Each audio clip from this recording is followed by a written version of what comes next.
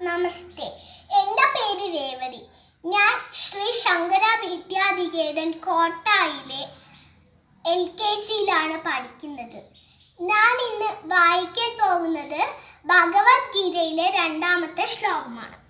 സഞ്ജയ ഉവാച ദൃഷ്ടാ തു പാണ്ഡവാനീകം വ്യൂഢം ദുര്യോധനസ്തദാ ആചാര്യാമുപസംഗമ്യ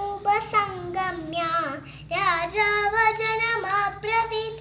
സാരം: സഞ്ജയൻ പറഞ്ഞു, അല്ലയോ രാജാവേ, പാണ്ഡുപുത്രന്മാർ സജ്ജമാക്കിയ സൈന്യത്തെ കണ്ട് ദുര്യോധന മഹാരാജാവ് ആചാര്യന്റെ മുമ്പിൽ ചെന്ന് ഇങ്ങനെ പറഞ്ഞു.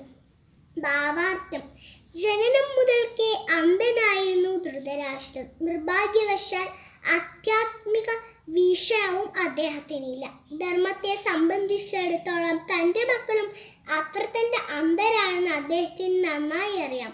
ജനനം മുതൽക്കേ ധർമ്മിഷ്ഠരായിരുന്ന പാണ്ഡുപുത്രന്മാരുമായി പൊരുത്തപ്പെടാൻ അവർക്കൊരിക്കലും സാധ്യമല്ലെന്നും അറിയാം. എങ്കിലും ഈ പവിത്രമായ സ്ഥലത്ത് സ്വാധീന ശക്തിയെപ്പറ്റി അദ്ദേഹത്തിന് സംശയമുണ്ട്.